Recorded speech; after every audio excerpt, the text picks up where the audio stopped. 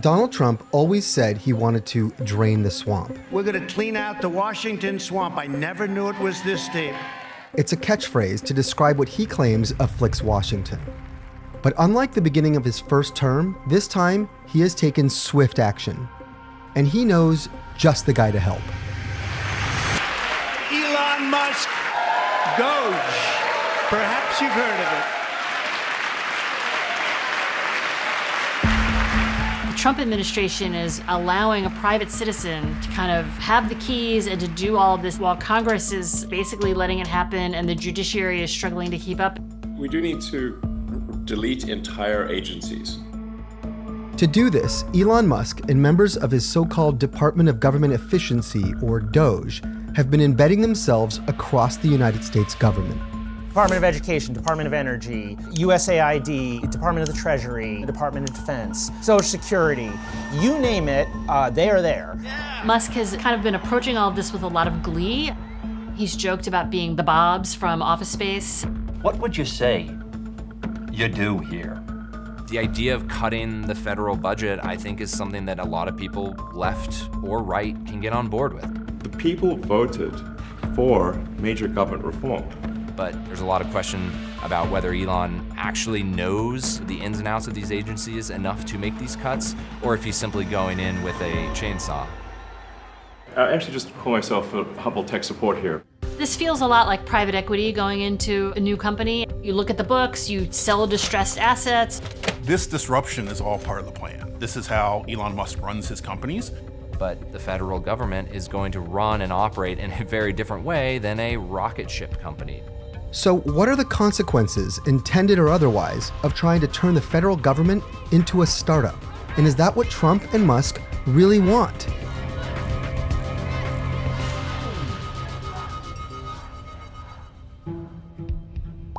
It all started with a meme. Well, the word Doge comes from this internet meme that Elon Musk is quite fond of. And so when he proposed this idea for a government cost-cutting agency, he created DOGE as a backronym for Department of Government Efficiency. DOGE has effectively replaced an agency called the U.S. Digital Service, set up by President Barack Obama to modernize how the government uses technology. Now, Elon Musk says he wants to do that and a whole lot more. Musk's whole theory is that we have inflation and high interest rates because the government overspent and we're in a deficit. So if they can really rein in spending and drop interest rates, that will help American consumers. If we don't do this, America will go bankrupt. They're looking for examples of what they call waste, fraud, and abuse. Musk promised when he was on the campaign $2 trillion in budget cuts, at least. I think we can do at least $2 trillion. Yeah! He later backtracked to say we've got a good shot at getting $1 trillion in cuts. But even that would be quite a feat. Here's the problem. While the national debt has been rising for years, interest payments on U.S. debt have now climbed to its highest level since the 1990s. In the last fiscal year, the U.S. Treasury Department spent $882 billion on net interest payments, roughly $2.4 billion a day. So far, DOGE's cuts don't hold a candle to those kinds of numbers. When you look at what he's actually cutting, it is not much. DOGE started to put online a list of canceled contracts, canceled leases that they say ended up somewhere in the neighborhood of $55 billion, but it didn't take long for people to really look at the details of what they said were cut and find duplicate cuts, typos, miscalculations. In one line item, DOGE mistakenly reported an $8 billion savings from a canceled contract, which turned out to be an $8 million, not billion-dollar contract. With Musk at the top, he has mainly young men with tech backgrounds under him, but there are also some longtime Musk loyalists, like Steve Davis. Their approach has been to disregard norms and, in some cases, allegedly laws about how federal agencies operate, especially regarding personnel and data. Anybody unhappy with Elon? If you are, we'll throw him out of here. DOGE came in without really a very clear understanding of who works for the federal government, where, and what they do. Both Trump and Musk have cited false allegations of fraud and waste to justify mass firings across federal agencies. Some hasty moves have already led to embarrassing and potentially dangerous reversals. DOGE helped to fire or lay off roughly 350 people at the National Nuclear Security Administration. A lot of those people have very important jobs safeguarding the nation's nuclear weapons, and now some of them are being hired back. We will make mistakes, but we'll act quickly to correct any mistakes. So far, tens of thousands of federal employees have either been fired, resigned, or taken Musk's buyout offer since Trump's inauguration, a number that's expected to keep climbing in the weeks and months ahead. Elon Musk has a playbook for starting and turning around companies, and that playbook involves massive layoffs and essentially just sowing chaos within the workforce. In Silicon Valley, you always hear move fast and break things, and sometimes things do break. In his companies, Musk has often made decisions and then had to overcorrect. Elon has this tendency to take what he thinks worked in one corner of his world or universe and try to replicate that other places. When he took over Twitter, he immediately wanted to run it like a pure engineering company in much the same way he maybe runs Tesla or SpaceX. After he had already laid off about 50% of staff, he sent this email to employees with the subject line, "Fork in the road." He basically gave employees a little more than 24 hours to decide, do they want to be part of this new Twitter or not? And about more than 1,000 people ultimately said, this isn't for me, and they opted out. Very early in the Trump administration, he sent out this email, subject line, "A fork in the road," and it was basically asking people to sort of commit to this new way of doing things or get out.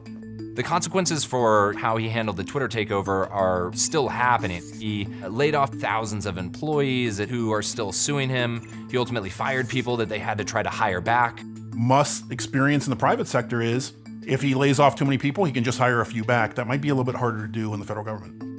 And there's a valid fear that the rash, quick, fast decisions he's making at the US government could similarly lead to a lot of consequences down the line. Meanwhile, Congress, which has the power of the purse under the US Constitution, has been mostly silent. And that's because Republicans control both houses of Congress. You've seen a lot of lawsuits on behalf of federal workers filed by unions and other advocacy groups, but DOGE is moving faster than them. Despite the judiciary's slow-moving nature, some cuts have already been challenged as illegal, unconstitutional, or a breach of contract, and more lawsuits are sure to follow. The government has agreed to spend money. It's in a contract with these groups. It can't just take the money away. There are going to be lawsuits. With the Supreme Court already involved in some cases, legal observers contend that Trump's ultimate goal here is to give the Republican-appointed supermajority a chance to further expand executive power in his favor. In fact, Trump's current director of the Office of Management and Budget, Russell Vought, is an author of Project 2025, a plan to expand executive power, slash federal budgets, and weaken regulatory oversight. I'm not sure that Elon Musk has read Project 2025, but nevertheless, a lot of parts of Project 2025 are coming to fruition through DOGE. Russ Vought and the OMB and Project 2025 and then DOGE, they're sort of running on parallel tracks, but I think they have similar missions. The overall goal here with the DOGE team is to help address the enormous deficit. It's not an optional thing, it is an essential thing. That's the reason I'm here. Despite Musk's purported benevolence, he and his multi-billion-dollar empire stand to gain a great deal from paring down the federal government, and the potential for conflicts of interest are everywhere. SpaceX is regulated by the FAA, for example, and is a huge government contractor at both the Pentagon and with NASA. Is he really the best person to decide if, say, Boeing or Lockheed Martin, which are both SpaceX competitors, should have contracts? He owns a car company, Tesla, that the National Highway Safety Traffic Administration regulates to make sure that these autonomous vehicles that he's trying to develop don't run over people. At least 5 inspector generals that were looking into Elon Musk's companies were fired by the Trump-Musk administration. These inspector generals, who are independent, protected by law, Musk claims that his transparency allows the public to call out any of these conflicts. It's not like I think I can get away with something. I'll be scrutinized nonstop. But the official White House response leaves it up to him.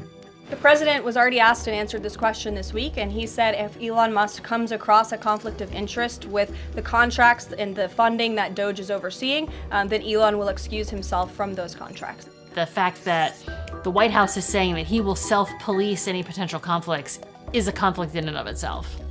Just last year, Elon Musk was promised $3 billion from close to 100 contracts with the federal government. While first it was Twitter employees and then federal civil servants, America as a whole is now facing that fork in the road. The best case scenario, DOGE goes in, it makes it more efficient, and somehow it turns the civil service into the government equivalent of Tesla. The worst case scenario is Twitter, where it's super great for Elon Musk, but along the way, there's a lot of damage to the original business, which is operating the military, feeding the poor, paying out your Social Security. That all kind of falls by the wayside. Those two possibilities, that is a fork in the road that all of us face.